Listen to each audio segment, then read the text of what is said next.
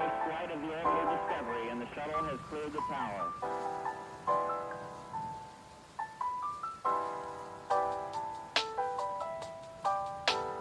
Discovery's 4 computers now have primary control of critical vehicle functions.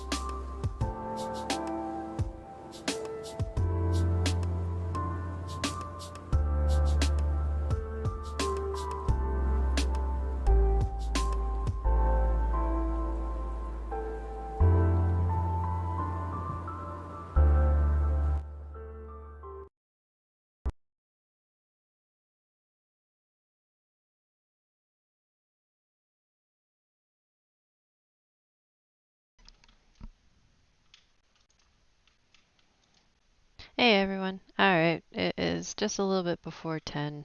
I know I cut it off early.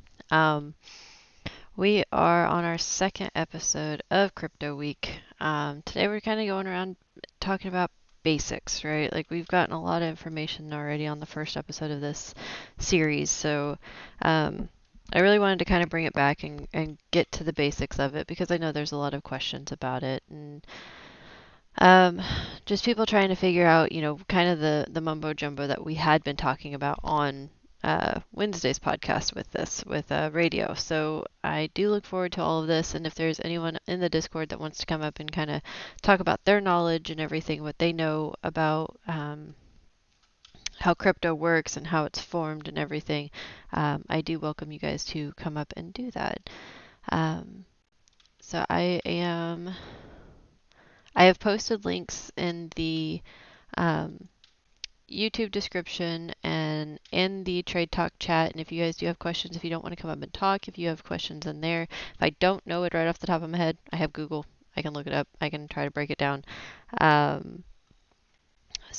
we have that. And then any other regular questions, just post them in there. Or if you have questions on YouTube, just type them in that in the live chat there. So, all right.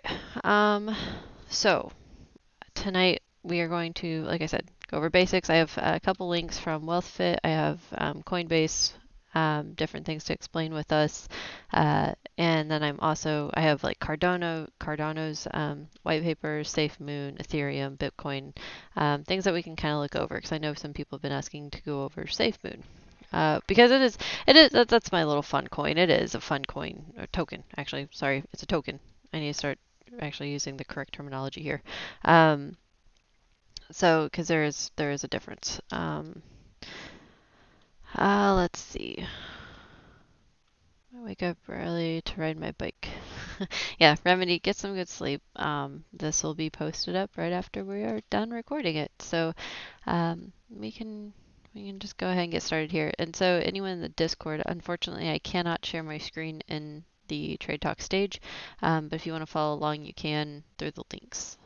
For everyone on YouTube, I am going to do that now. All right, so cryptocurrency basics, beginner's guide. This thing I've read over a couple times today, and it really does touch on a lot of the great things. So this is going to be the first link that you guys see that I've posted.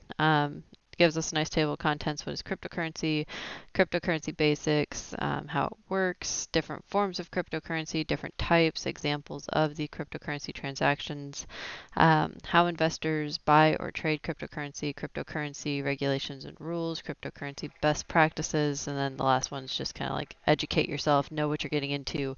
Don't go into this blind because it can kind of wreck you a little bit.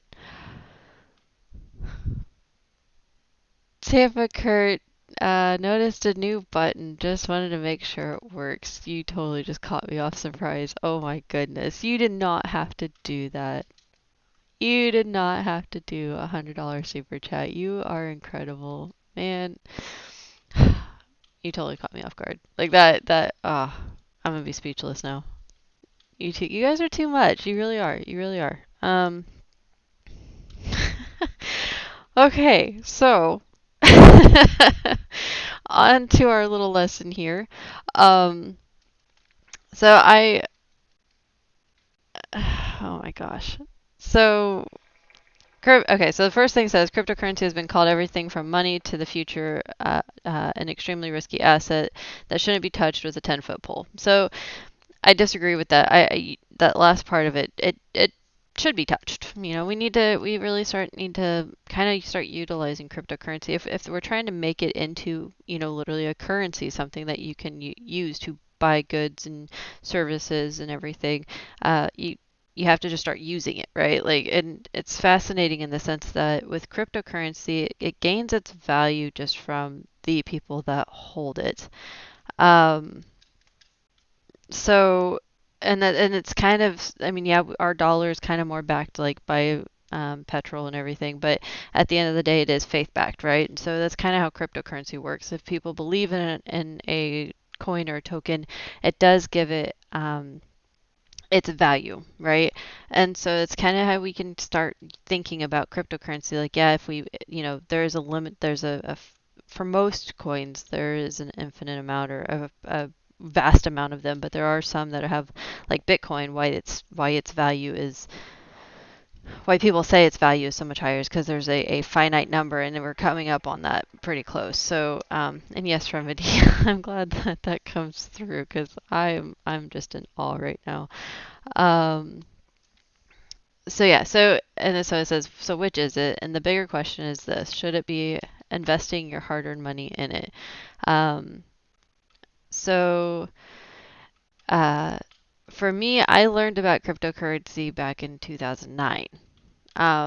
And so that is something that's pretty interesting in the fact that with crypto, we're in 2021 now. So, that's 12 years, right? 12 years I've known about cryptocurrency. I did not start investing into cryptocurrency until 2014. And that was, we were getting into Ethereum, we were getting into Doge and things like that through, yes, God help me, Robinhood.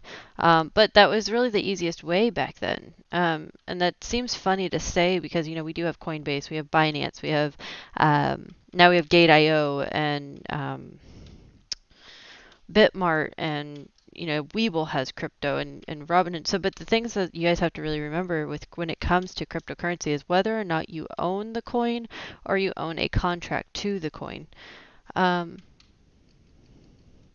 So that is where the difference between like Robinhood, Webull, they are contracts to the coin. You don't actually, it's not a wallet, so you don't actually have that coin. You're basically just trading. Contracts. It's yeah. You don't own the coin. You cannot transfer it into a wallet. It's not it's not tangible either which way, but it's not actually like having that asset. Whereas if you're on Coinbase or Bitmart or any of the other brokerages, those are wallets. And if you have them, if you mine them and you put them in your wallet, like a cold storage or a hot storage. What I mean by that, cold storage means it's not connected to the internet. Hot storage is connected to the internet, basically, for layman's terms. And we'll get down to that in a second. That means you actually own that coin versus just kind of like a contract to say, yes, I'm just trading these, basically. That, if that makes sense. If I don't make sense, please stop me. Oh,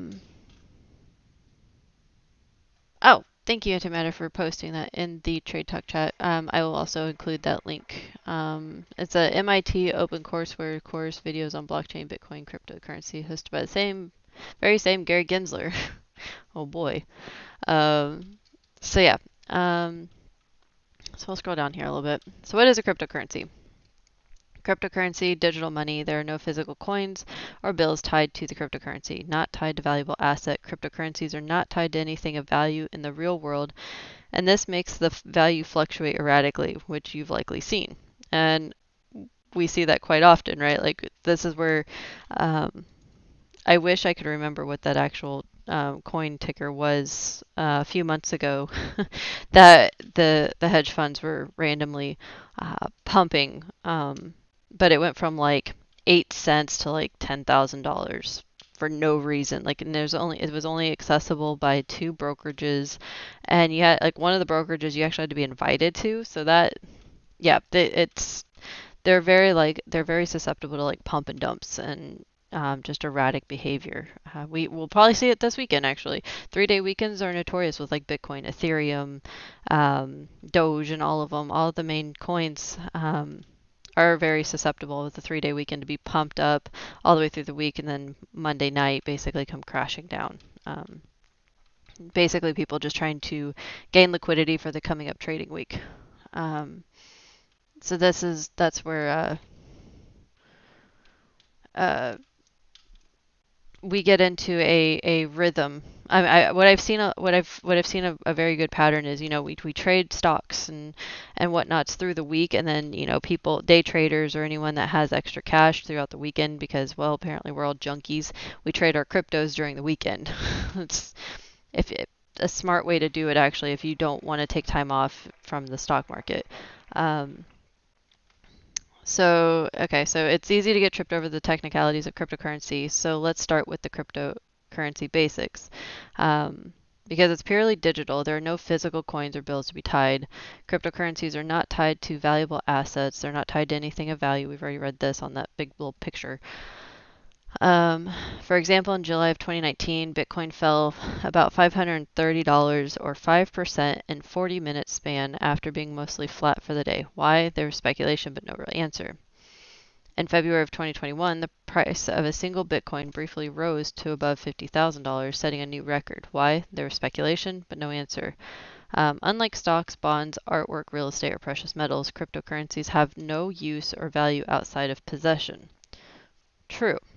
But where this gets interesting, with cryptocurrencies not having a use or no use or value, this is something that we're starting to see be integrated into our economy and our society and everything, because you have more companies now accepting Bitcoin, Ethereum, Doge. The Doge one is so funny. Like I say this because Doge is the ultimate meme. Like it was literally a meme coin to just make fun of crypto, and now it has quote unquote value. And there's, sports teams that are now using it to where you can actually pay for concessions and sports tickets, and players are being paid in Doge. And Tesla, there's always that rumor that Tesla is going to accept Doge, but Tesla did at one point, offer to take Bitcoin for, payment. And to me, until we actually get these regulated, and which we'll get down to that part of this little article, until we get these kinds of assets or currencies regulated, I could not personally, in my heart, if I have 3 Bitcoin, right? 3 Bitcoin, that's probably 150,000 right now. I think last time I checked, it was like sitting around that $50,000 mark. I couldn't take 1 or 2 of those Bitcoin that could potentially get up to the $100,000 mark that I keep hearing, and I keep hearing it. I don't know why this is a thing yet, but your Tesla is a depreciating valued item, right? Like it depreciates in value. It doesn't appreciate, at all. Like a house. If you bought a house with crypto, I could understand that, because a house is an appreciating asset. It gains value and worth as years go on. But to take a asset like Bitcoin or any of these other cryptos to buy a depreciating value asset that doesn't sit well with me yet because of how my brain works and sees like crypto and okay, well, if my Bitcoin is at 50,000 now and my Tesla is worth 52,000, because let's say you have $2,000 extra, whatever.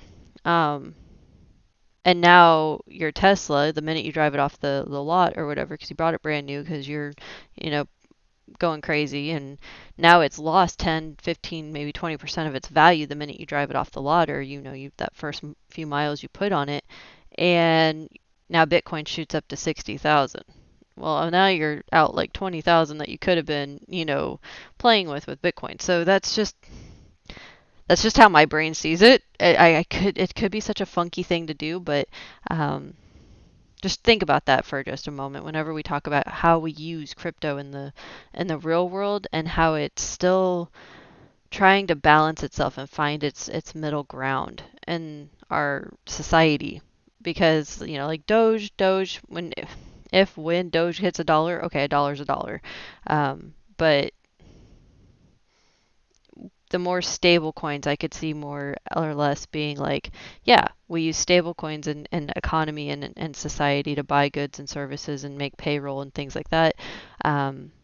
But with things like Bitcoin that are going to become kind of like a novelty type thing, because everyone can kind of remember when they first heard about Bitcoin, right? The first time you heard about Bitcoin, most of us have those stories of like, oh yeah, okay, Bitcoin, cryptocurrency, this is not a thing, this won't ever be a thing, whatever.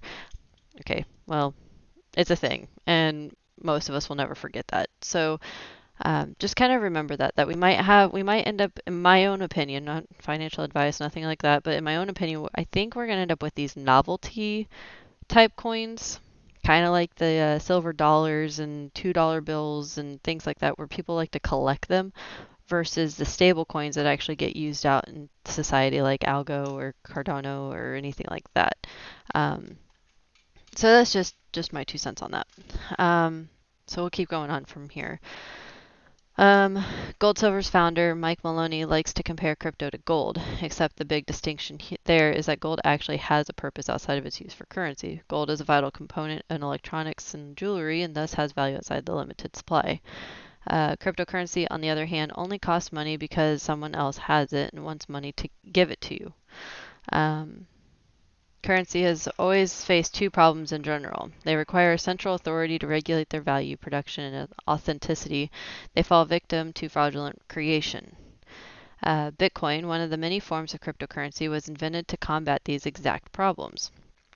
The blockchain system, which we'll explain in a minute, and high-level encryption addresses both problems. Because Bitcoin is automated and highly encrypted, the system doesn't require a central authority to regulate it. In fact, it can't be regulated and transactions can't be fraudulent. That's all Bitcoin is. The answer to the question, what would it take to create a virtual currency without a central authority? So basically, that's where we get this whole, with like Elon Musk. He's a prime example of non-regulatory systems here. He tweets out something about GameStop. The SEC goes after him, right? Like they were hot on him and basically was like, no, you can't do that. You can't collude. You can't, make these tweets and play with the cryptocurrency price action. Whereas he tweets out Bitcoin and everyone's like, oh yeah, we're going to go get into Bitcoin because it's going to fly because Elon tweeted about it. Or hey, thank God I'm in Doge because he tweeted about Doge and now it's going to go up. Like that's where we see the kind of rules and regulations where they can start kind of screwing with the price action and things like that. Cryptocurrency basics, how the cryptocurrencies work. Again, I'm not going to read all of this, but this stuff is where you really need to know to better understand. So, okay, yeah, this little section I will, because this is actually good information.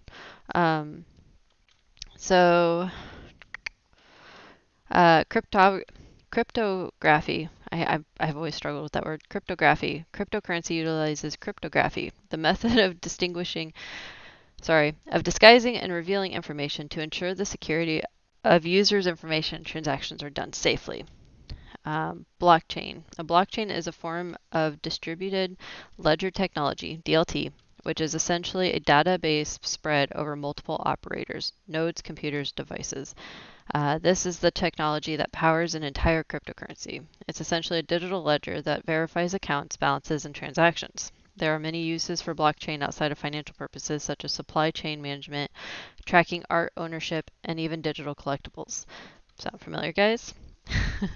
A term related to blockchain that will also be used throughout this article is a node. A node is the individual part of the larger data structure that is a blockchain. Without nodes, the entire system would fall apart. Cryptography and blockchain help cryptocurrencies create new coins, enforce legitimate transactions, and create a secure system. So this goes back to our NFTs, right? This is why NFTs and cryptos, we have to basically talk about them at the same time anymore. If we talk about NFTs, crypto is going to come up because they're all in the blockchain. Decentralization has been with Bitcoin, or has seen with Bitcoin, means that all authoritative power is distributed among all peers on a network, and there isn't one individual point of failure. For example, in order to hack Bitcoin, someone would need to hack into at least 51% of the large network of computers responsible for running Bitcoin, which is considered an impossible task. And then peer-to-peer cryptocurrency can be sent directly between two people without the need for a broker. These transfers are done with a very low processing fee that go to compensate the network, making it possible for users to bypass hefty transaction fees by more traditional payment transfer services. That means no need for PayPal, Zelle, or a bank. So that makes it nice, right? Where we can actually say, hey, give me your wallet number or your wallet ID and I can send you this or XYZ, and you can just sit there and transfer back and forth, and your bank has no idea what's going on because it's just between two wallets. And I actually did see it's not with crypto. Well, they might have had crypto in their brokerages, but they a big thing that I saw today on Twitter was that people are actually able to go and someone was able to get a new vehicle because they showed their proof of sorry guys, savings, I guess, or their brokerage account, like how much money they had in their brokerage accounts. And they were actually able to use that as collateral and whatnot for the loans. Hallister and Sierra, I did bring you both up. But so I thought that was actually really cool. So I don't know if I know one of them only has AMC, so they were actually able to use what they had gotten from AMC up to this date as collateral for their loan. So that was pretty cool. Hallister, Sierra, did you have something to add? Welcome. Hey, thanks for having me up. One just quick note I want to touch on in the article. The 51% of tax is actually not even on all computers that run it. It's actually on 51% of the hash power. So all miners are nodes, but not all nodes are miners. So pretty much it is actually more possible than most people think to run a 51% attack on most blockchains that run proof of work. Oh, see there, I learned something. Very cool. Can you dive into it just a little bit more? Like how do you hack a hash? Like, okay, you said it's against the hash, so. Well, yeah. So like that, like the hash power is what miners do. Essentially, like proof of work is your computer solving a really hard math problem to mine the next block or to get to the next block. And actually, a lot of the hash power for Bitcoin is centralized in like large server bases. Actually, in China, I believe had almost like 45% of the hash power until recently when they cracked down, and now a lot of that power is leaving and going other places. I saw in Texas actually trying to take initiatives trying to attract some of those miners. Pretty much like most people can't mine because it takes a lot of computing power to mine on the Bitcoin network now. So it's essentially a lot of big players. Very interesting. Thank you. That's a wealth of information. Hallister? I don't know if Hallister has any. Yep. No, I'm here. Sorry. Okay. Well, no, this is going back a little while at this point, but I mean, I just had like a short story to share, which I can't recall whether I've shared before, but I mean, it's interesting, like with Bitcoin, and you were talking about how essentially it's a store of value, but it's not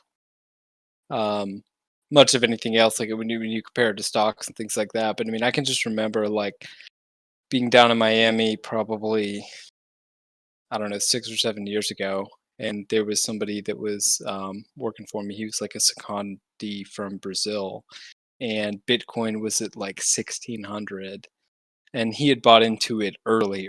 I mean, he was way up on Bitcoin with it being at 1600, and he was just like, well, can it go higher? Like, how high can this thing go? Like, should I sell it now? Like, what do I do with it? And you think about it now. I mean, it hit 50,000 like within the past year.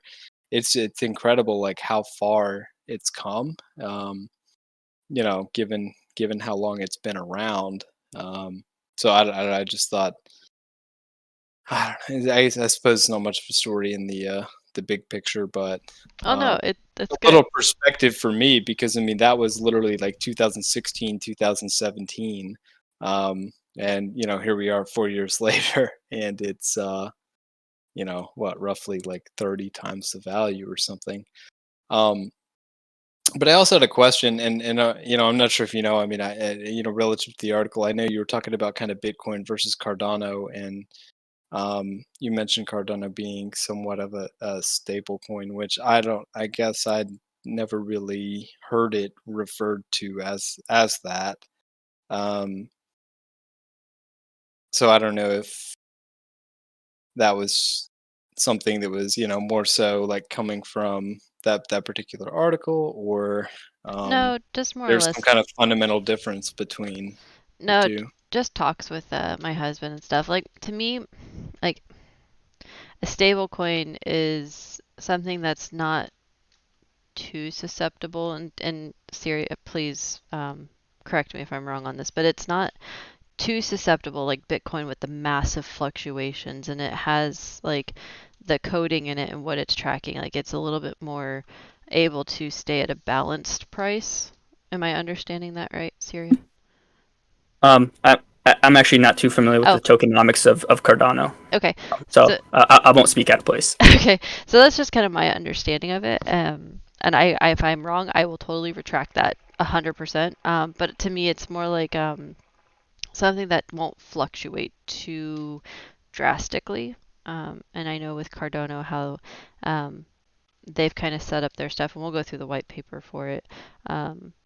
It's supposed to be like that's what a lot of these newer altcoins are coming out, like SafeMoon and Algo and things like that. They're trying to be like stable coins or stable tokens, and from what I'm understanding. So let me, we will just Google it real quick. Make sure we are not. Yeah, well, no, absolutely. And I'm not trying to. No, Again, no, you're fine. That's fine. I like having complete, accurate information. So stablecoins bridge the world of cryptocurrency and everyday fiat currency because their prices are pegged to a reserve asset in the US dollar or gold. This dramatically reduces volatility compared to something like Bitcoin and results in a form of a digital money that is better suited to everything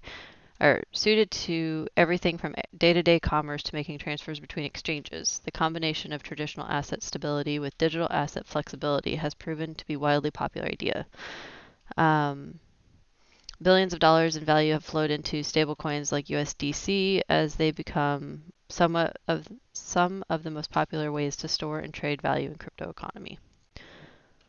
So yeah, yay. I have learned, guys. I've been studying this crypto stuff for as much as I can. Let's see, minimize volatility. The value of cryptocurrency like Bitcoin and Ether fluctuates a lot, sometimes by the minute. An asset that's pegged to a more stable currency can give buyers and sellers certainty that the value of their tokens won't rise or crash unpredictably in the near future. Trade or save assets. You don't need a bank account to hold stable coins, and they're easy to transfer. Earn interest, and this is where Algo comes in, because I know that one definitely earns interest because we hold a lot of Algo. There are easy ways to earn interest, typically higher than what the bank would offer on stablecoin investments. So yeah, that's a stablecoin. nice. So yeah, and that's where it's like I wanted to bring up Cardano and SafeMoon, and I have Ethereum too, and Bitcoin, because they're all kind of fun. I do have Holochain up, but I don't know if I'm gonna get to it tonight. It's one that Tears Mark, whatever you guys know him as, he is a big fan of Holochain, and I might save that for Sunday because it's a unique one, and I have to really still study it to make sure I'm really fluent in it, because it doesn't do the typical blockchain.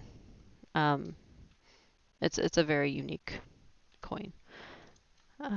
Antimatter, bringing you up.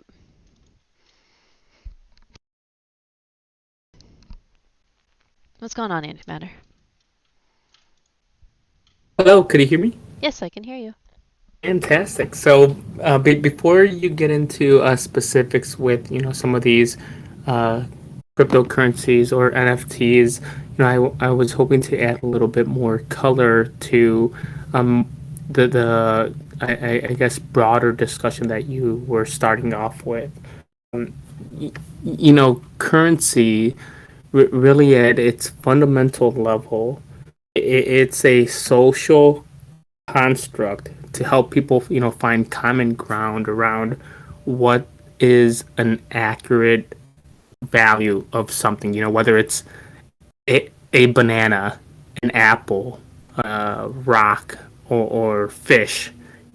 Money is really just a social construct, so we could agree, so different people could agree on what something is worth, what something intrinsic value.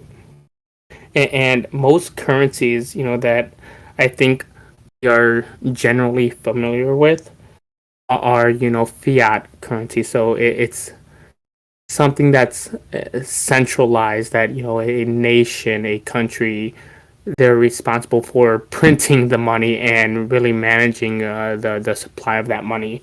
But, as we've seen with like Zimbabwe and Venezuela, that, if there's issues with like the country, there could be like inflation, but also if the country were to collapse, money itself, because it's centralized by that country. If the country were to collapse, the currency of that country could become worthless. I think that's one of the big values of cryptocurrencies. By being decentralized in nature, they're resilient against this kind of collapse of any specific centralized body. And that's one of the big values of cryptocurrencies in general. But one misconception, I think that's also helpful to put out there is that cryptocurrencies and blockchain, the misconception is that it's completely anonymous. I think that's a misnomer because while we might not be able to see who's behind any of these addresses, the blockchain by nature, it's a public ledger, like you mentioned, Kenna. Anyone can see the transactions that are happening. They don't see the person that's doing it per se, but they see the address that's sending or receiving these coins, these tokens. And if anyone's listening that might not be as familiar with this concept, you could think of it as like your MAC address for a hardware on your computer, or even more simply like a street address for a house. If you look at Google Maps, you could pull up a street address. You might not know who lives there, but you know that there's this address, and if there's shipments, if there's packages being delivered, to this house, you might not know who they're being sent to, like what person, but you know that they're going to this house. Then once the person steps outside to, retrieve the package, then you might be able to find out who lives there. And, very similarly, the blockchain, you could see who's receiving these payments, for example, with like Bitcoin. You might not know who the individual behind that is, but you see what addresses are receiving or sending transactions. And ultimately, for most people, eventually you want to withdraw the money, say, from Coinbase to your bank account. And that's when, people could, well, the banks or institutions could actually identify and put an individual to an address. But yeah, I just wanted to also put out that clarification on that misnomer. One thing that I want to post to the group here is around these stable coins and how they generally, it's my understanding they need to be pegged against something like what was just being said with the USD coin. It's pegged against the US dollar. Well, I think, and what I'd be interested to hear others' thoughts on this is by pegging a currency, a digital currency, to a like US dollar, I feel that there's a potential for some of the purpose of a cryptocurrency is being lost because in this stable coin, a portion of that value is tied to something else. That when I think like Bitcoin, the value should be derived from the people's perceived value of it. I equate it to a telephone. If only one person has a telephone, it's kind of worthless because you can't call anyone else. As more people have telephones, the power of a telephone becomes, it increases. And as more and more people see value in Bitcoin or in Dogecoin, etc., I think there should not be a need to peg against something. But I'd be interested to hear others' thoughts on that. I really appreciate that, Antimatter. Like those are great examples. So I'm trying. So you're wondering like why it needs to be pegged, or Yeah, ultimately, like if there's well, a push for like cryptocurrencies and wanting to be decentralized, I feel that by having stable coins that are pegged against something, it's essentially in a way conveying that there's a lack of confidence per se in currency itself, that it needs to be pegged against something. Well, I think that's kind of what we see with our own fiat currency, right? Like our USD is, yeah, it's in a sense technically backed by petro in a sense. Um, but it's like, think about how stable our USD was when it was backed by gold, right? Like it was actually a stable currency and everything, and now it's, if you think about the dollar, right? If you have a dollar bill, that dollar bill is basically cotton and paper, right? Like you're literally trading just like paper for a good or service now because it is technically faith backed, right? It's whatever. So that's why when we see like right now, everyone's losing faith in our economy and our country and everything. Like whenever that stuff, when our faith in our own system falls, our USD falls, the value of it. And if you compare it to like the Canadian dollar, the Australian or the euro or anything, like that's when you start getting into like the forex trading and things like that. So I think having at least a few coins that are pegged to, and it doesn't even have to be like gold or silver, but just something that's more tangible instead of, because it is a digital, it's a bunch of ones and zeros, right? So if having it, kind of connected to something that has, a tangible object that has value, it might make it even more stable, in that sense. If anything, I guess. Because right now it's all faith backed. It's like, yes, like I giggle because of the Doge community, right? The Doge community is epic because they memed this coin up to almost $1 at one point this year, which was, I was in Doge before it was even a penny, right? So it's for someone like me that sees this thing running, you're like, what the heck is going on with this? Like, so it's hype driven, and so I think that is Yeah, I something. agree. I don't think stablecoins take anything away from like crypto or its value. Personally, I think like the volatility keeps a lot of people out, so it kind of scares them away. So having something like stablecoins, to kind of bridge people from fiat to crypto is good. Um, I mean, if you take stocks for example, right? We don't trade any. We don't like I wouldn't give you stocks for services or anything like that. Just because the same way it's a lot of volatility is with them. So if you have something like stablecoins, people can still have trust that like, oh, like these work, this stuff must also work. There's also most stablecoins are backed to the dollar, but there are some pretty cool protocols like FEI. They're actually not backed by the dollar, but they're pegged to the $1 target. They use like a collateralization method, like a bunch of math to keep it pegged to $1. They haven't been ultra successful so far, but I think they're still working on the algorithm. Well, that's Yeah. pretty interesting. Yeah, no, I mean, I think that's an interesting point. Like in terms of the, I somehow one way or another, I haven't thought of stable coins as being much of a hedge versus the dollar, but I guess in a way that's kind of what they are, and that's probably what they were designed to be, really. Not the dollar backed ones. Those all would fail if the dollar failed.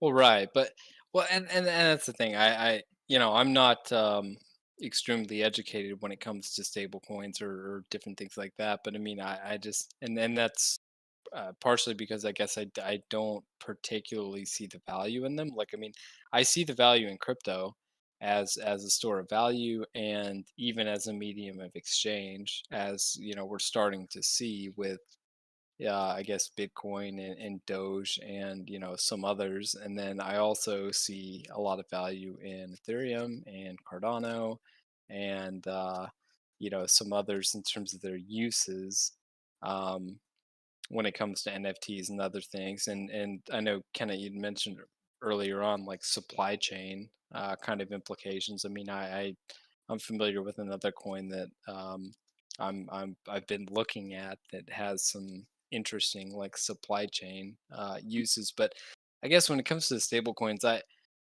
mean, I've heard some things, and I mean, I've not done a significant amount of research on them and really dug in. But in terms of the backings, in terms of their holdings, and I know a lot of it goes down to like unsecured commercial paper and things like that, like you see, variations in them. And I mean, they are relatively stable, I guess. I mean, they stay relatively stable, but I guess for me, when it comes to stable coins or those that are kind of tied to currency, I'm I guess I'm missing the value proposition unless you just It's pretty see an much just outright crash in digitizing a particular dollars. currency.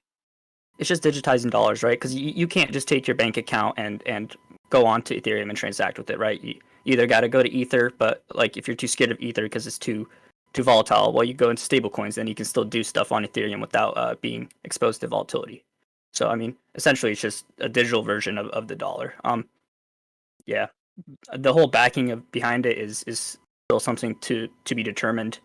Some are more transparent, like USDC. I think they're 98% backed, like 1-to-1 to US dollars, in a verifiable account. And then the other ones are like treasury bills and all those things. And then, you have Tether, which claim to be 1-to-1, but nobody's actually seen any balance sheets. Yeah, I think Tether might have been the one that I was referring to, when it comes Yeah, down to like that's a unsecured ticking commercial time paper. bomb. Yeah. No, that's interesting. I mean, that is good insight. I mean, I guess if you want to be in something like that, that's like you said, it's not the dollar, but I mean, it has the exposure. I mean, I guess the value there would be not being exposed to the volatility, but yeah, that's helpful. Thank you. I appreciate the insight, both of you. Yeah, I agree that for some of the individuals that are interested in getting into crypto, but are possibly a little shy or scared from it, that though the pegging could help ease some of those concerns. So thanks for that. I didn't mean to kind of side rail the talk, but I'll hand it back to you. No, you guys are perfectly fine. I'm getting a lot of great information. And To the Moon, you just came up, so did you have something to add?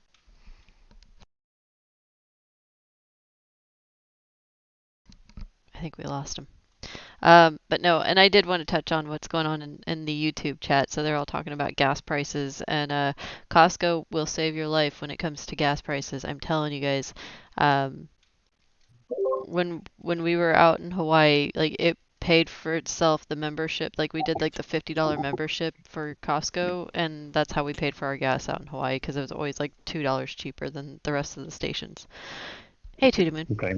Yeah. So I didn't know I was muted, and I'm sorry about that. So antimatter, you did an excellent job of the explanation. How you kind of walked everybody through is exactly how it was taught to me some time ago. I was introduced to Bitcoin at the sub $600 level, and I thought the guy was insane for even considering it as a worthwhile investment. And you made all the right points. I will fill in a few more that might kind of amplify some of the points that you made. And one of them that you made was use the case of Venezuela.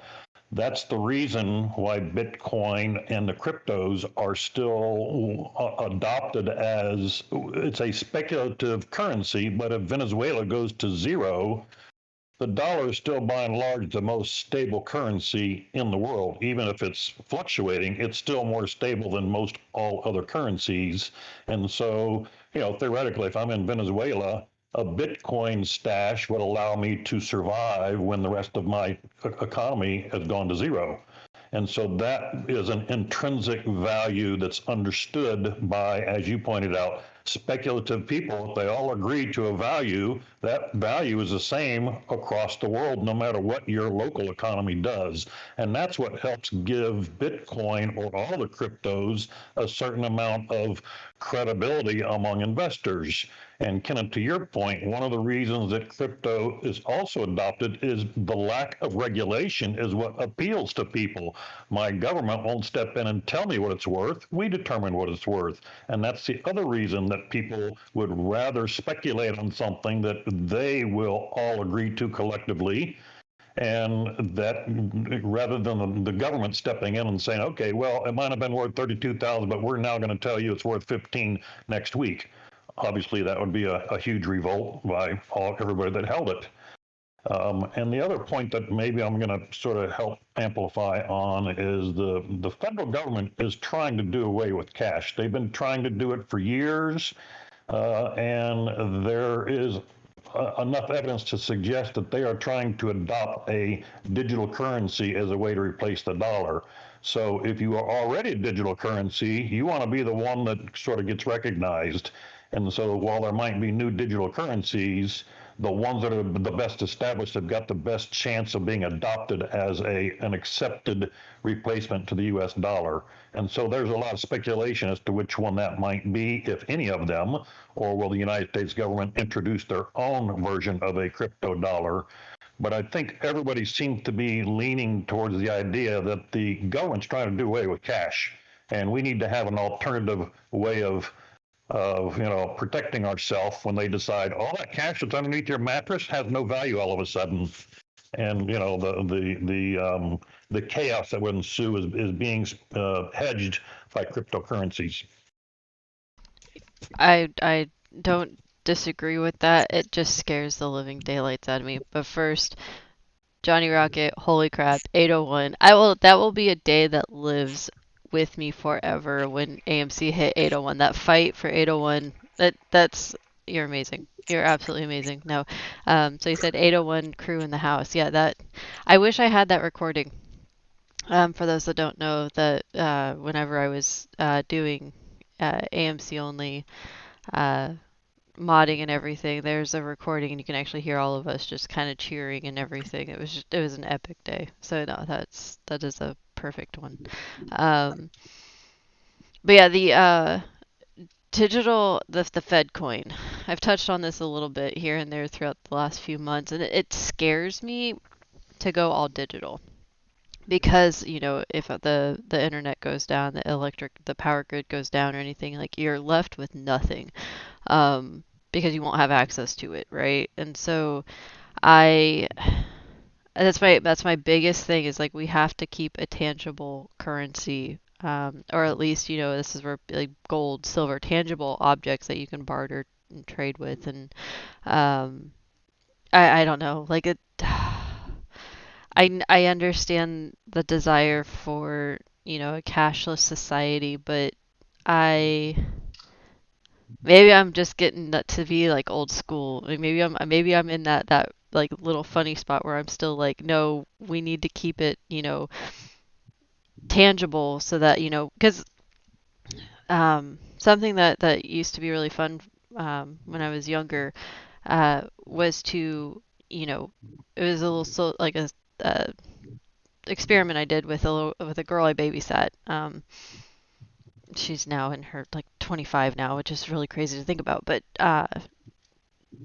one of the times we took her back to school shopping, her mom had said, "Do you want my card or do you want cash?" And I was like, "Well, this is a good little teaching moment. Cash. Let's do cash." And so, and I would hand her the cash, whenever she would go buy something, and so that she actually learned what it was like to give that money away instead of swiping a card, because we can sit there and swipe cards all day, right? And it pains you just a little bit more to hand that dollar over, right? It pains you just that much more because you're like, oh, I'm literally seeing the money leave my hand, and it's something that I get guilty of. We have cards, we have our money always in a bank account, and that you just swipe your card or whatever. And I think we need to start using like cash. Like with this whole coin shortage thing, like that was weird. That really messed with me because I was like, how do we not have coins? Like, why don't we have coins? That's an odd thing not to have, and so. I don't know. I see the desire for it, for more regulation and preventing like counterfeit money and everything like that. But someone's gonna figure out how to counterfeit digital currency. I mean, come on, like. Well, sure. They've been robbing banks for 300 years. I mean, they'll figure out how to take cryptocurrency, but that's not really, I mean, that wouldn't hold me back from deciding whether or not I'm going to adopt it as a valued asset. I mean, if I can pay for something, I can pay for something. If somebody's going to figure out how to steal it, that's not really. I mean, I can't do anything to stop that, just like I can't now. And to add on to your kind of what you said about you wanted it to still be tangible. There are solutions like the cold wallets, like Trezor and Nano. Yeah, yeah. You don't need to be online to transact with those. Those can work over Bluetooth or RFID. So I mean, once the tech gets there and they're even more secure, I mean, you can just hold them up next to each other, and I transfer to you, you transfer to me. We don't need internet. And just to circle back a little bit about CBDCs or central bank digital currencies. The United States government is way too far behind to develop their own. I don't see them doing that. I do see them taking on something already established like the US dollar coin, considering it's already based here and considering like the companies that they work with.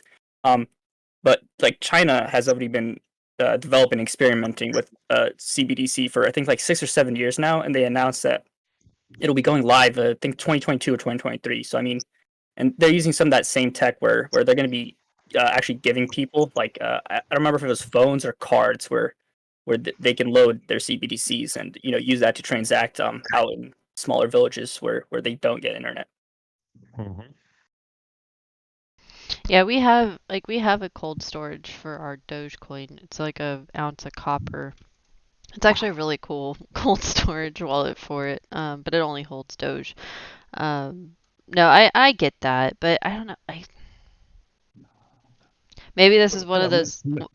Maybe if you look at it this way, you like NFTs, right? I mean, that's sort of your new thing that you're kind of really stuck and latch onto. Well, I mean, the NFT, I like the idea with the NFTs because it's not just digital art. Like, it can be tied to all kinds of things. Like, it's, these, different contracts and, ways to actually track. Oh, so this is actually a good point with the NFTs. So, husband being a realtor, like, he tracks what Zillow's been doing, and Zillow's been buying up all these houses and things. And so they've actually been hiding previous sales, which is weird. And so you can't see like previous prices or anything like that. So, when these new buyers come in, they can't see, oh, well, Zillow bought it for XYZ, or, this house was worth XYZ, without doing some massive digging. And so, with the NFT market, like it would track all of that, right? Like you could pull it all up, you could pull the history and whatnots. And so that's why I like the NFT world. Like the NFT world's an interesting, it's not just for the digital art or anything, but. Yeah, absolutely. I definitely think the next phase for NFTs is tying them to real world assets. Well, they're already doing it. So like, if you go to like lofty.ai, you can actually like go and buy, like I think it was like 21 real estate properties. You could buy into these real estate properties and then like their rentals or something like that, and you actually get different or however much you invest in. So like if you bought like one token, you'd get like the 1% or whatever it would be. The percentage of you buying in is what you would make off the profit. They fractionalize the ownership. Yeah, Okay. it's really cool. And then you just sell that NFT to whoever you wanted to sell it off to. And then like they're doing it with pieces of Oracle they use. No, I do not. I can get back to you on that though. I mean, I can send you the website and you can look over it. Yeah. So what I was trying to sort of convey with the NFT portion of the conversation was an NFT or piece of art or anything is worth whatever a group of people say it is. You like the NFTs because to you it represents something more tangible because it represents a piece of art. Digital currency is no different. It's got a serial number, a blockchain that begins it and ends it. It just doesn't appear as a piece of anything other than a digital string of numbers, but it's just as tangible as an NFT. Whatever people say it's worth is whatever it's going to be worth. Oh yeah, no, I don't discredit that. No, that's not my issue. Like I like cryptos. I have cryptos. I have NFTs and stuff. Like it's literally using, like just taking away our tangible cash. Like that's my biggest gripe. It's a Yeah. weird one. It's a weird one. I know, but No, listen, I did the same thing for years, and it went from sub 600 to where it is now. And when I started hearing them talking about it's going to go to, double what it is, I'm like, I don't have any doubt anymore. It's not up to us to decide what we think should or should not be working. The fact of the matter is, it's working. And, when I had the opportunity to buy under 600, I thought the guy was insane. Stupid me. I could have retired 20 times over if I would have bought back then. yeah, trust me. Like I said, I knew about Bitcoin before it was even a penny, and just, yeah, screw me, right? But whatever. But no, so I am gonna get back to this just real quick, and then if you guys want to chime in with your extra expertise, I would love it. So I will switch my screen back over. There we go. All right, so we have popular cryptocurrencies. We know this. Bitcoin, Litecoin, Ethereum. Bitcoin, gold standard. It's the OG. Everyone knows it. Litecoin is a fork or a split to Bitcoin and released in 2011. And then Ethereum. Ethereum is its own beast. Ethereum is another cryptocurrency powerhouse, but it isn't actually meant to be a peer-to-peer payment system in the same way Bitcoin is. Ethereum was launched in 2015 as a decentralized software platform that powers smart contracts and distributed applications. And so this is something I really wanted to bring to light because I see on a lot of social media and whatnot, it's like people are like, oh my God, they're manipulating cryptos. They're all crashing at the same time at the same rate. Well, most cryptos follow Bitcoin or Ethereum. Like they're kind of latched to them somehow, some way. So if Bitcoin and Ethereum go up drastically or down drastically, they're all kind of going to have the same movement. It's the same situation when I talk about with AMC, GME, and all the meme stocks and tech and stuff. You can track patterns. This is where patterns come into play big time with a lot of investing. If you see GameStop, AMC, Tesla, Apple, Microsoft all kind of going in the same way, go look at, IWM, IWN, VB, VBR, SoFi, any of these because they all share the same ETFs. Kind of same thing with crypto. If you see Litecoin and Bitcoin and, is it XRP or something? I can't remember all of them. All kind of going at the same rate. It's because, big dog Bitcoin probably took a big crash, right? So it just they all kind of just rely on each other in that sense. They are kind of tethered to each other. But I won't read through all those. The crypto types, this is where I was talking about tokens or coins. Tokens, crypto tokens, is a cryptocurrency that is built on another blockchain. Tokens represent an asset or utility for a specific project and are sold during the first public sale for a project, initial coin offering. Coins, a coin is a cryptocurrency that has its own blockchain, such as Bitcoin, Ethereum, Litecoin, or Ripple. So this is where I was saying, like SafeMoon is a token. Whereas Bitcoin, Ethereum, those are coins. And so that's kind of where you kind of get some differentiations. So basically, and I know, correct me if I'm wrong, but Ethereum is the easiest one to create a token. Is that correct, guys? Yeah, pretty much every token is an ERC20 token on Ethereum. Well, that's what I thought. See, If it's not, then it's likely a coin on its own blockchain. Right. So that's the biggest differences in tokens and coins. And your tokens most of the time are maybe under, like, are sub penny price points. Like a lot of them are. And they're just really fun to flip. They're a fun one to flip. But you have to, when, like with SafeMoon, we'll get to it. There are special circumstances that you have to consider when you are trading coins or tokens because they all have their own little rules, regulations within their own algorithms. Sorry guys, and YouTube, I'm starting to catch up on your guys' chat and something about chicken wings being traditional wings were out for a week at B-dubs. Had boneless but no traditional. Yeah, I mean we know there's a chicken shortage, but which I think is odd. I think we're just side chatting broad market. Economy crash. Okay, I just wanted. You don't need to pay attention to us over there. Okay, I will not pay attention. Maybe we should make a chicken coin. Can we make a chicken crypto. Well, Absolutely. that's what It's Johnny was really saying. easy. Johnny was saying we need a food coin. Oh, we should have Yeah. one that I think we need a food well, coin. wait, maybe not, because if it tracks based on food stabilization, that would not be a good coin to be getting into right now. That would be terrible. Unless you made some kind of like inverse coin. I don't know. Is that even possible? Could you make an inverse? Yeah, that's already a thing. Is it really? Oh gosh. I believe on Synthetics platform. I could be wrong there, but one of them is you basically buy the token and it tracks, like it moves based on the inverse of whatever the real life asset is. Witcoin. That's terrible. We're not doing Witcoin. That's a terrible joke. Sorry, Johnny Rocket just said on YouTube channel. All right, so coins. A coin is a cryptocurrency that has its own blockchain. We already kind of went over this. The United States government has been focused on tracking down fraudulent ICOs, but that's something we'll get onto later. There's another very important distinction with tokens. I wish they actually were, but they're not. Oh, really? Are they? I Yeah, mean, that they. I hope they're not trying to figure out the crypto stuff when we have a hell of a lot more things to figure out in our little world. Yeah, sadly, that's what they're doing. They actually just reached out to like a bunch of dApp creators, like trying to get more information on them versus actually, I don't know how long it took them to charge BitConnect or BitX, whoever just got charged with the fraud. Oh gosh. We have more important things to focus on here. Yeah.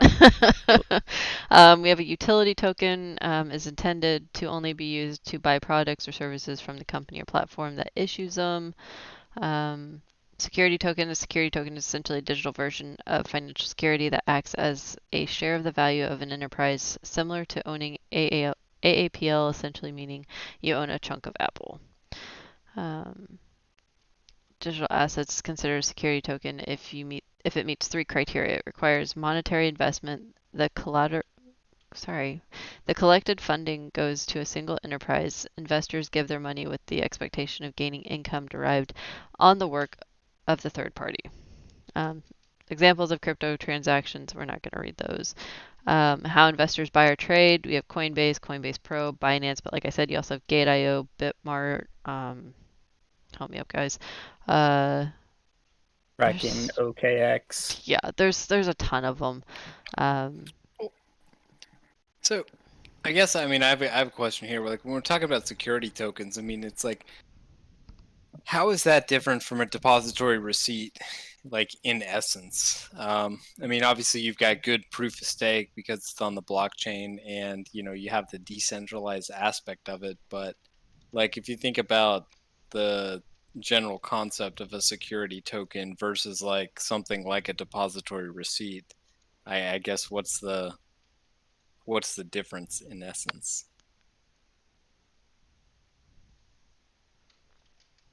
But I mean, and maybe I don't know.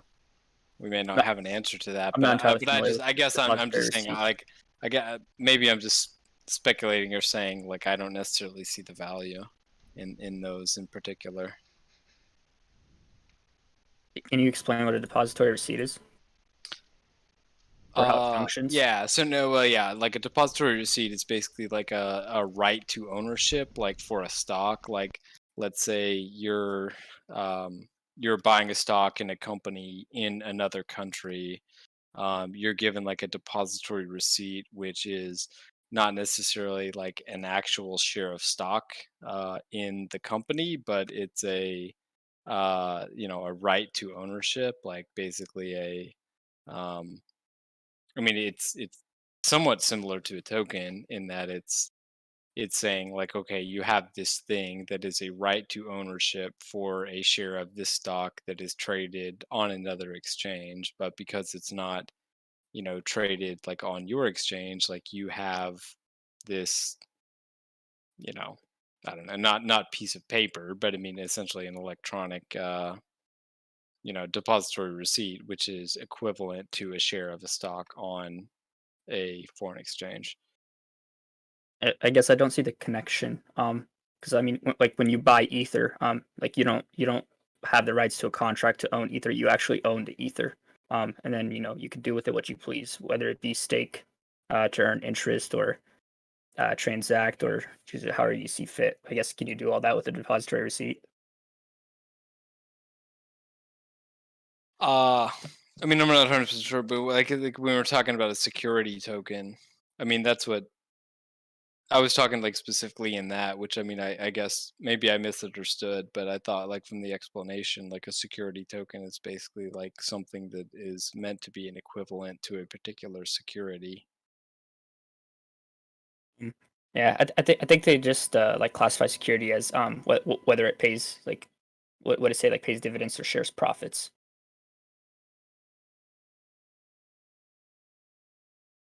It's a good question though. Okay. Yeah, no, fair enough. I mean, I'm not Mhm. I'm not a crypto expert by any means. That's why I have a lot of questions when it comes to this stuff. No, I mean, I'm learning right alongside you with some of this because that was a good question. I was trying to research it. Um, yeah, can you type that question out to me? And I am going to actually kind of dive into that so I can understand it more. Sure. Yeah, If you don't mind. I'll message. Yeah, no, I'll message you. Yeah. Okay. All right, so I am gonna start going into the next little section of this. So, first up, we do have Cardano. So the link I sent you guys, you'll want to. Sorry, I was clicking through this too. Read the essay, right? So the motivation. This is Cardano's white paper. Any of these cryptos and stuff, if you want to understand what they do, like what their goal is and how they work and things. I am not reading through all of this, by the way. I'm giving a brief overview because theirs is ridiculous. But you can actually understand what you're investing into, and this is where education comes into play when you invest, right? Like this is how you DD cryptos. And so I find that a lot of people don't read these, and then they kind of get sideswiped by some of the different random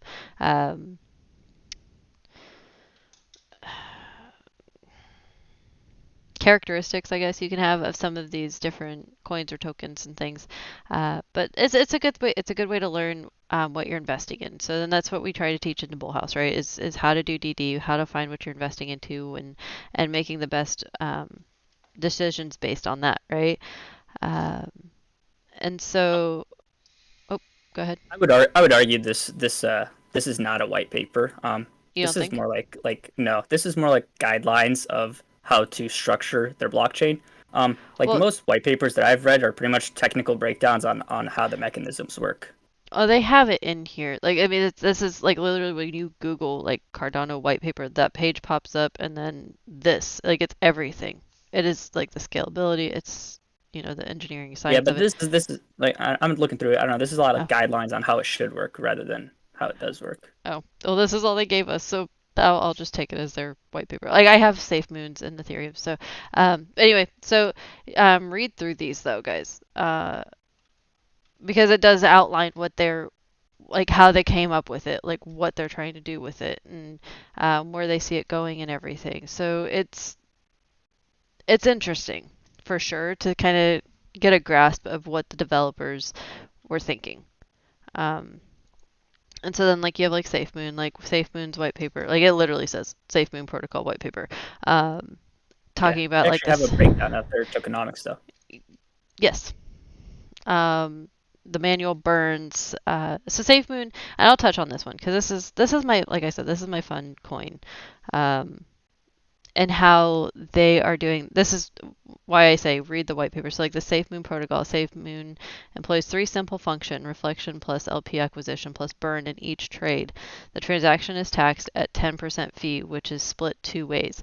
And so what this means is, guys, is that if you hold SafeMoon, they develop SafeMoon in the same way that apes are running the stock market right now. You buy and hold, period. You don't sell. You just don't sell. And so when you do sell, and this is where I said the other day, if you have SafeMoon, it is not one that you're going to be flipping constantly. Like you're not just gonna, it's not like Doge or Bitcoin or anything where, when it dips you buy and when it rips you sell.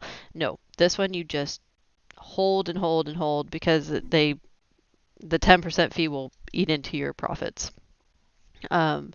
And so what they do is a 5% fee is redistributed to all existing holders. And what I'm finding is that it's about a 10% gain every month that I've been holding. Because when I bought into SafeMoon, I ended up with like 16 million tokens. And I think I'm sitting at like 18 million. So maybe it is maybe it is a 5 to 10%. I can't remember. I can't figure out the full numbers. But every month I get a redistribution of SafeMoon. So I haven't put any more money in. I haven't put any more money into SafeMoon since like March. And I've gone up like 2.5 million tokens by this point without ever putting any money in. So that's just because, and people have been buying and selling and stuff. And so any of the people that sell their tokens, those are being redistributed to people that are just holding, right? So that's where whenever I first got into this and I fully really read into SafeMoon, I told people, I said, if you get into it, set it and forget it. Put in $50, put in whatever, and just forget about it. Just forget about it. Like that's what we did with Doge for a while. Was like, we put in $20, $30, 2014 or whatever, and we just forgot about it for a little bit and just used it as like a savings or used it for rent or whatever if we needed to pull money out. But yeah, so then the other 5% out of that 10, the other 5% fee is split 50-50, half of which is sold by contracts into BNB, while the other half of the SafeMoon tokens are paired automatically with the previously mentioned BNB and added to a liquidity pair on PancakeSwap. And so what ends up happening with this, so there's a liquidity pool that they have that keeps it stable-ish, right? Like it has dropped. It dropped significantly because some of these big whales that were in there were selling off and selling off and selling off, which was good for the ones of us that were holding because that meant there were more tokens and stuff to go around. But the liquidity pool, I think it's like a 5-year, if I remember correct. No, 4-year. Sorry. They're going to be locking them away for 4 years, and while that's happening, this token is constantly burning. So I'll go to the home page here, and we can see at this present moment, let's see, what is that? 423 trillion tokens have been burned already. So that's a lot. That's a lot. And so, they're re-upping their roadmap, and so it's a great little group. They've been really trying to work on building as a team and getting information out there and whatnot. So it's just there's something to it. And then they're trying to also come up with their own wallet, and their wallet that they're developing or that they have developed, I think is actually live now. Let's see. Yep, SafeMoon wallet. This is actually a very interesting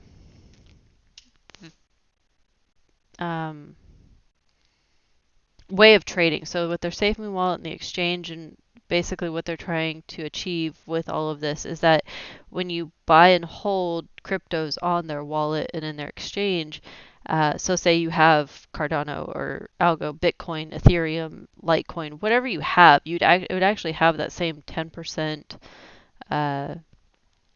fee every time you sell.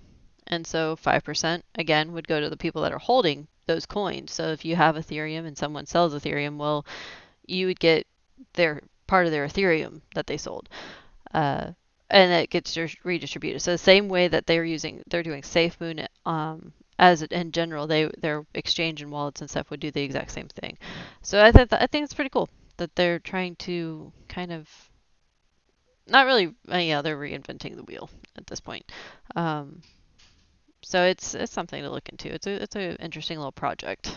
Again, like I said, if you get into it, I mean, we're talking, there's like 5 zeros. Like it's like decimal point, 5 zeros, and then an actual digit. Like that's how cheap these tokens are at this point. So that's definitely a leave it alone. Don't think about it. Don't touch it. Just leave it. And then we have Ethereum 2.0. Sierra, do you want to talk about this one or just someone else? Because I know you guys are a little bit more knowledgeable about Ethereum too.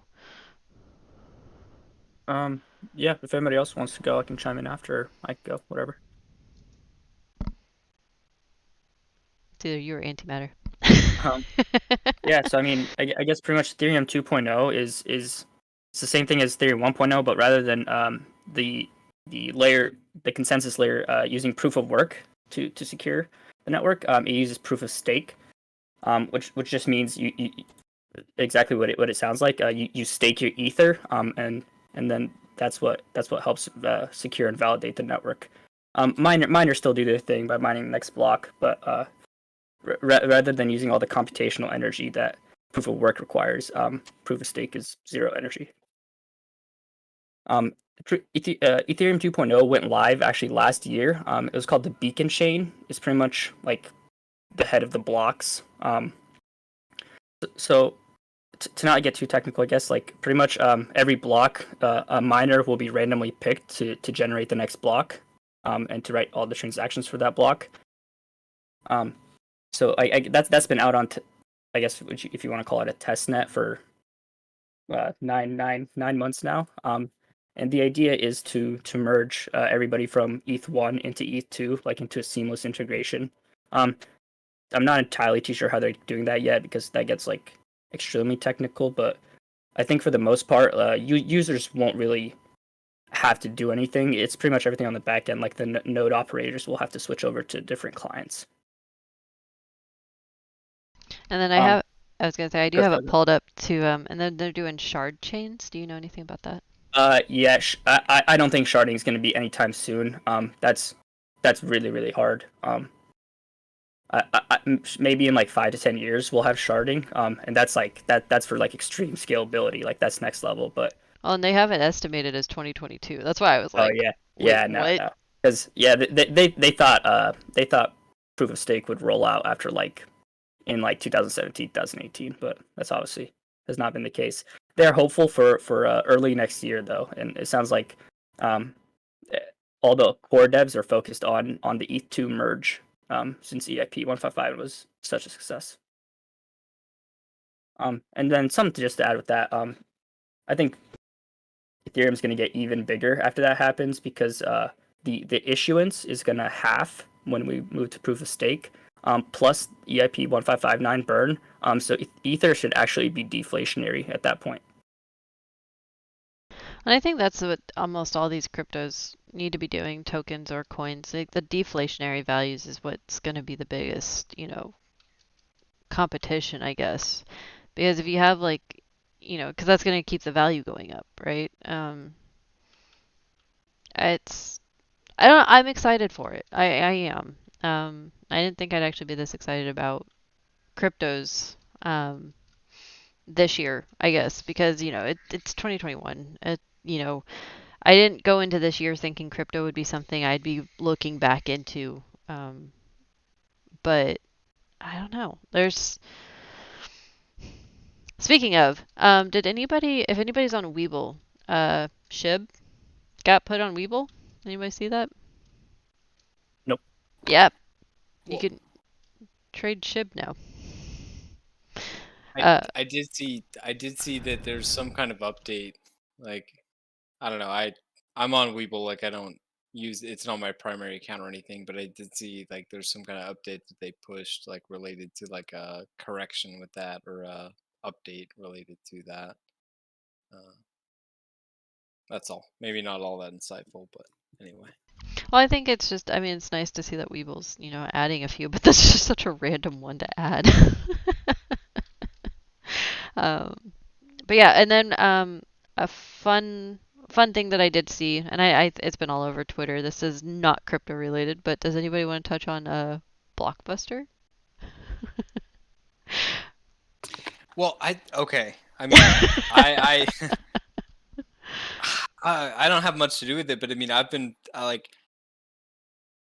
as you may know, I mean, I've been really busy this week because I just started this new job, and so I haven't been able to follow the market the way I normally do, and I feel like I'm lost and everything. It's like it's crazy. It's like I've been away from the market for a week, and it's like I feel like I don't know anything what's going on. But I mean, I have been following certain things, and I mean, yeah, Blockbuster appears to have had a hell of a day, and there are a lot of people on Reddit and Twitter that seem to be deciphering RC's tweets over the last 6 months, and I know Dr. Trimbath tweeted about some of those things as well. Like when it comes to some of these dead stocks and dead companies, there's a lot of new theories floating around in terms of why that may be the case. But um, honestly, I'm really interested to hear your point of view because I remember you mentioned that you were holding some Blockbuster, and I mean, it seems like No, they had a hell of a day. I wish I was holding it. I was going to. Oh no! This next week, I wanted to put a couple dollars into like a Charles Schwab account and buy up a crap ton Well, no, of that's what I'm Blockbusters. thinking. Is like well, that's exactly what I'm thinking. I'm like, okay, well, I have a few brokers. I don't have a Schwab account. Apparently, I need a Schwab account. Well, and especially when it comes to some of the even some of the PQ stocks. We think about those. Like, I mean, I've looked into a lot of them. I mean, there's very few that I can buy on the brokers that I have, but there are some. I mean, I guess theoretically I could buy them, but the fees are pretty high. Yeah, Um, that's my only concern. But like I don't know. Like I today with so and it was just funny because like I mean if you guys recall with me talking with Penny Queen, right? And mhm. I had asked her, I said, "What do you think about Blockbuster?" Like because it's been on my radar, guys, for almost a year. Blockbuster's been on my radar. I'm like, why is Blockbuster trading at sub 1 cent? Like it was like 0.001, 0.002 for a while. And I was like, like you could put like $5 in and it would have a pretty good return. So like I'm gonna kick myself now. Again, here's this whole Bitcoin thing again. So and it had a 1,500%. Um, I don't even. Let's see. I think it was almost like 1700 maybe, but that's what's so crazy is like there's these stocks that are like dead stocks. Theoretically, I mean they're liquidation funds, right? Like I think Blockbuster is a I mean that stock is like a liquidation fund, and Sears is like a liquidation fund, and I'm literally thinking out loud. Um, but I mean, it seems like they've been kept afloat by some uh phenomena. I mean, maybe it's certain whales that feel like they know something, but um, I mean, it ties back to this theory, which I mean, I'll huge disclaimer. I mean, I haven't researched this whatsoever. I mean, I've just read a few things on like a Reddit and a Twitter or something, but like it seems like I mean, people are trying to draw a connection at this point between Amazon and some of the big market makers that we all know, and that these companies were killed for the benefit of Amazon, and they're barely kept alive, right? Because I mean, Hmm. we all know that like if you short a company into the ground, it goes to zero, then you know they take the money and run, and they don't have to do anything with it. But I mean, as long as it still has value, then the core principle is intact that at some point they would have to cover or close those positions. Yeah. Um, and if you're talking about a stock that's a fraction of a cent versus a stock that's, $40 or $200 that a lot of people are actively interested in, um, there's certainly a cost benefit there. And I mean, it all seems to line up. I mean, it's almost again, I don't want to derail this whatsoever, but it is kind of like simulation confirmed because I mean, we can go back over the last 6 months, and I mean, RC literally tweeted all of this shit. Hmm. Oh yeah, and that's I'm happy that he's doing it too. Like I'm fairly certain the simulation has definitely been confirmed the last couple weeks for sure. YouTube is saying dead fund tax write-offs. The brokers use them to hide money, basically. Hedge funds hide money. Yeah, and it's very possible. It might be like the crypto that I was talking about, like the hidden crypto that no one can get to. Because like with Blockbuster and all that, it's an OTC. Not everybody has an OTC account. And that, yeah, and just real quick on SED said, like, wait, is the buy button working? Like, I think the buy button might be working on certain brokers, not ones that I have. I mean, I saw people complaining about that today, that, you know, they felt that it was going, there was something was going to happen and they wanted to get into it and they weren't able to because their broker would not let them. So I don't know. I mean, I'm interested in anybody in here or anybody in chat that has a view on that. I mean, I think there may be some brokers where you're able to get it, but I mean, not the ones that I use. Certainly. So, one thing I do have to share is, so on Reddit, there's a subreddit called Fidelity Investments. It's an official subreddit managed by Fidelity. They must have a social media team that manages the content on the subreddit. And 2 days ago, there was a post from the official Fidelity Investments account titled "SEC Changes Coming to Trading Practices on September 28th for Certain OTC Inc. Information Securities." Basically, so this was 2 days ago. They outlined a timeline of events and changes that are coming up because of SEC requirements that will be going into effect. It's interesting that they talk about preventing opening new transactions for these unlisted securities. So, I think the timing of this Blockbuster and Sears is very appropriate because of that discussion that was had with Penny Queen. I was curious if anyone tried buying either Blockbuster or Sears after that discussion, because I think what I think may have happened is these SEC changes like 2 days ago is what really, at least from Fidelity, what caused Fidelity to stop being able to buy these securities now. And I think, a lot of the uproar around removing the buy button, that we're seeing today is really from Redditors, from folks that see that it's essentially causing the same result, but just in a different way. But I think this might all be tied to these SEC changes that are actually being implemented on September 28th. Ryan Wigglesworth says he bought Sears today. That is such a. Oh, interesting. Okay.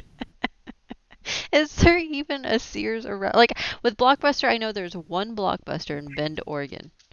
I know that there's the only store of Blockbuster. Is there a Sears still somewhere in the world?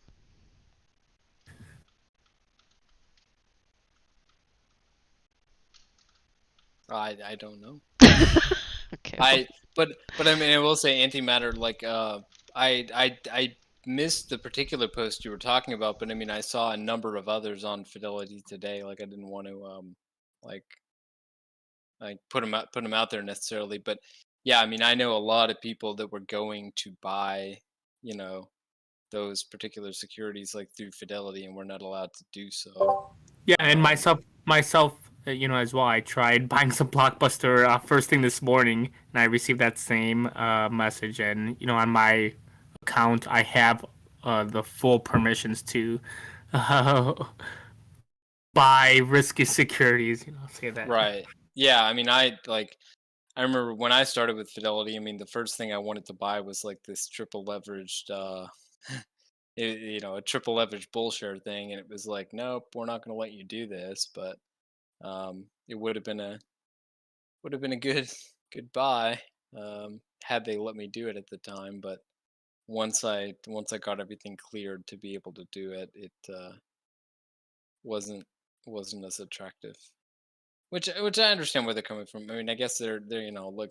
I, I mean, I respect what they're trying to do. Like, I mean, I really do. I mean, as compared to some of the other brokers, I suppose. But at the same time, I mean, I think a lot of what we're seeing, like with um, Reddit and social media and a lot of things, is you've got there's a function of you've got a lot of people with a lot of time on their hands, and they're able to figure out a lot of things that, I mean, people don't know. And I mean, I'm coming back into this. Like I said, uh, I've been I started this new job, and now I'm disconnected from the markets, and it's kind of like killing me because I feel like I don't know what's going on anymore. And it's like, I'm like, is this really what I want to do? Because I feel like I could make more money in the markets, but at the same time, this is like a stable income. I mean, I don't know. I'm getting pulled at from both ways here. Because I mean, I love following the markets. I mean, more than I think anything I've ever done. Um, but it's inherently risky. Um, Right. And I guess bringing this back to something that I've heard Kenna mention quite a few times is that these things are all intertwined with each other, and we're slowly starting to realize just how much uh, interconnected all of these things are. Um, with crypto spiking and then tanking right before certain requirements took place, earlier this year. These zombie stocks starting to have massive gains for apparently no reason. And I believe there were some additional margin requirements that went into effect today. So, it's as kind of I would say these things are all intertwined with each other. Yes, they are. It's well, all yeah, connected. and that's what. Yeah, I mean, that's what. I mean, the RC tweets just like reinforce that so much. I mean, there's no like that's I don't know. There's no more confirmation bias than that to me. Is that, I mean, he was literally calling these things out. Like, we didn't necessarily understand it, at the time, but it's a pattern that was able to be seen. I mean, similar with DFD and everything that was going on there. I mean, a lot of people like to refer to him as like a time traveler these days, but no, I mean, he was simply ahead of the curve. And kind of without continuing to go on this tangent, I'll just say, imagine if Dan Cohen has been buying up all of this Blockbuster and Sears stock. I'll just put that out there. Oh gosh, that's the tinfoil right there. I'm gonna go long on aluminum now. Yep. But no, it is all connected, guys, and that's where I've enjoyed having, like, I had enjoyed having our NFT week last week, crypto week this week, just to kind of show, because we do broad market, we watch everything, and you have to watch everything because you don't know where they're hiding money. Watch the banks, follow the banks. What are they doing? What regulations are going in, like the new margin call requirement, or the margin requirement that the institutions now have, and whether or not that actually gets enforced, that's another discussion. Um, but it's all connected. Real estate, commodities, gold, silver, oil prices, you name it. We watch it, right? And that's why we watch it, is because then we can see things like today with this random Sears and Blockbuster. Like, I giggle because it's just like Doge. It was just like Doge. Like, I look at it and I'm just like, that's not a thing. That's not a thing. Um, but it is. It is a thing. And they hide money everywhere. They're trying to gain liquidity. That's my biggest thing that I can think of when I see things like today with these random stocks, these zombie stocks, where they're practically delisted, right? And so how do you gain liquidity? You pump something up. You create demand. Um, you know, make money basically. They're printing their own money at this point between crypto. They have a 3-day weekend. So what better? I mean, how brilliant is that? Think about that. Like this is what we're up against, right? We have institutions, and I'm assuming this is all institutional because this was not retailers. This was not just the average Joe Schmo. Like, hey, let's go and up Blockbuster and Sears. Like what? And so think about it for a sec. So they gained all this liquidity for these couple stocks, right? They probably got a good chunk of money. And then they're going to turn that around, and I'm going to call it. This 3-day crypto is going to run. I'm going to call it. Crypto is going to run this weekend. And then Monday night, it's going to crash. Because we know next week is going to be an interesting week with all of these new regulations and different events happening with earnings and whatnots. And so like there's all kinds of stuff for next week. And yeah, because earnings calls are next week, right? The 7th, 9th? CME's is. Yeah. Yeah. Yeah, no, I didn't sorry, I'm just getting excited, so I have to put it out. But I mean, I didn't realize it was that soon. It's like I put it on my calendar like a long time ago, like my personal calendar. And I was like, oh, this is like a long time, it's gonna be a while, whatever. And then I looked at it again today. I'm like, oh, I gotta put this on my work calendar because I'm not missing this. Yeah, I mean the GME call's next Wednesday. I Yep. mean there were some articles about it. I mean again, I'm not trying to get other people hyped because I mean I know that's a dangerous thing. I mean to a certain extent, but I mean I just know how much money I've spent there this past quarter. I mean from everything I'm seeing, I know how much money a lot of other people have spent this quarter. I mean it's amazing, and I mean for me, I mean I think I said this maybe on another podcast. But I mean I hadn't shopped there in a long time because I mean it was one of those things. I mean just. But that's how the cookie crumbled, I guess. But knowing what I know now, having followed them, all that kind of stuff. I mean, it's the shareholders are zealous. I mean, I will buy whatever I can from them, and more if they continue to put out products that are interesting to me. So. Yeah, I mean that's a good point because I mean I know like King Diamond Hands, like he spends a ton of money at GameStop. So yeah, I it's a theory. It's a theory. If we're looking at patterns here, we've seen the resurrection of random stocks, like Rocket. That's the first one that pops into my head. Rocket was something that was getting pumped and dumped. And then all of these cryptos. So yeah, I'm gonna call it on this one. If I'm wrong, I'm wrong. Whatever. But I think crypto's gonna run and it's gonna dump on Monday because there's gonna be something that happens this coming up week. It's not the MOAS. I don't feel like it's MOAS yet. We're not there yet. But WinMOS. WinMOAS. Soon, I believe is the word I'm supposed to say. Reply, It's just reply. well, I mean, it's improvement of fundamentals, though. I mean, I like I said, it's for me. I mean, the earnings are what they are. I mean, I think they'll beat estimates on revenue in terms of like gross profit and net income. I mean, I'm not sure. I mean, that's yet to be seen. I mean, it's affected by a lot of different things, but for me, I'm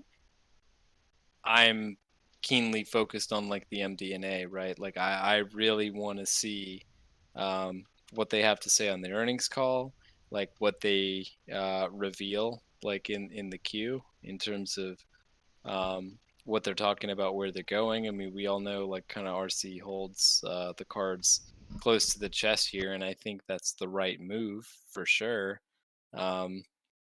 but any indications into what they're planning and where they're going, I mean, that's what I'm hyped for. Even more so than the numbers, and I'm an accounting guy, so Yeah, I mean, and just remember, guys, like this is not hyping dates. I don't like dates. I hate it's dates. not at all. It's just I mean, today was hyped, and look what happened, right? Like when you hype dates, like that's they look for it. what happens. And that's something that I always reiterate too. I mean, I don't care what you're in, crypto, NFTs, stocks. You start hyping dates, their algorithms, their crawlers, they catch that, and then they go, oh, all these people are going to go invest in it. Let's short it. Let's counter it. They're going to counter it. And so that's where it's like, we don't set dates. We don't set expectations or anything like that. Like, I cannot emphasize that enough, because every time we've done it, whether it's quadruple witching day, whether it's earnings calls, whether it's SEC, DTCC filings or anything like that, anytime these things get released, they get hyped, and it's always a red day. Every time. Every time. So, we just don't set dates. Just keep saying soon. It's going to be soon. Soon can be next week. Soon can be next year. It's soon. Yeah, I mean, I get the only thing I want to say about that is like, I mean, I just like to think, I mean, I totally agree, like on the hyping of dates, and I mean, it seems like, I mean, we get disappointed to an extent every time. We don't sell, but we get disappointed. But I mean, I always like to think that it's just winding up the spring. Yep, but yeah, it is. It really is. And you're just gonna start peeving off. And I think that's the other thing too. We have to remember, guys, that there are new investors. There are new investors every day. Someone new gets into the stocks, so gets into the cryptos every day. And this is when I start harping on, there's no dumb question. I'm still learning. I'm learning crypto stuff every day. I'm learning NFT stuff every day. If you're not learning it, then, make sure you understand it so that you can help teach it. The best way to learn is to teach it. And so I encourage everyone to just, if you see someone new on Twitter, on Reddit, whatever, asking questions, just go answer the question. It might be the millionth time that you've answered what a stock is, what a crypto coin is, whatever it is. Go answer it, because I guarantee you someone else is rolling their eyes and they're just going to let that person hang. And I don't like that.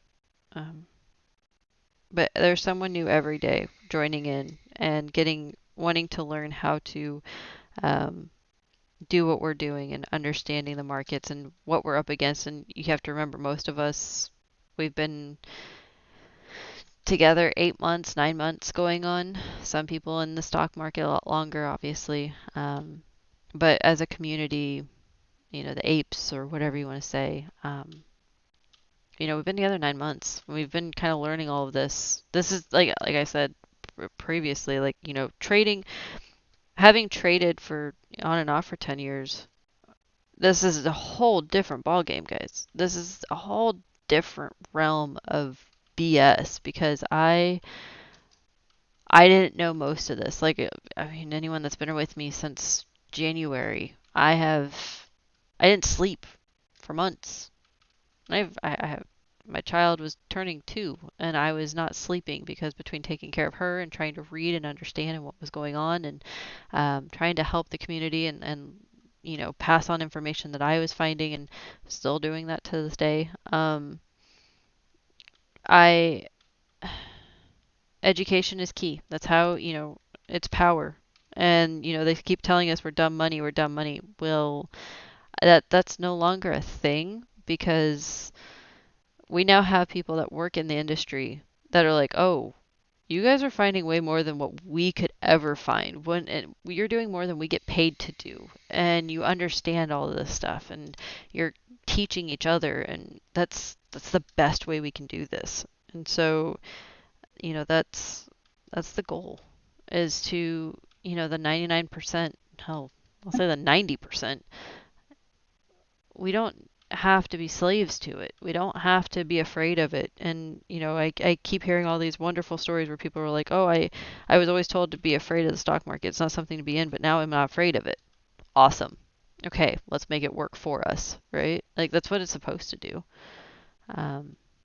That's just my little random tangent, I guess. Yeah, absolutely. Appreciate that a lot. The community aspect of it and helping others. I don't know a ton about stocks. I just like the stock and hold it. But if anybody has any crypto questions or anything, please reach out. If I can't answer it, I'll direct you to someone who can. This is definitely one of the best communities I've ever joined, like the crypto community. Everybody's always helpful. Everybody wants everybody else to succeed. It's great. Thank you, Sierra, and I'm so glad you're part of our community now because you are a wonderful person. You've had so much information, and I've absolutely loved it. Thank you for having me on. Definitely. All right, guys, this will call it for our Friday stream. Ooh, we really went over time tonight. And tomorrow, oh gosh, so tomorrow we have Philip back on with real estate and what the Fed's doing and all that. He has a lot of stuff he wants to talk about. And then tomorrow night we have Hambone, Saturday night with Hambone, and he's going over his crypto stuff. He gets to talk about his algo and his favorite cryptos, his little coins that he likes to track. And then Sunday we are probably, I don't know. I haven't decided if we're doing Twitter Space or Discord yet. Probably Discord or Twitter Space. I'm sorry. But more last day of crypto. It's gonna be good. Yeah, thanks guys for joining us tonight. And to all the people that donated, you guys are awesome, and I appreciate it. Good night, guys. And guys, good night. Thanks. Good night. Good night.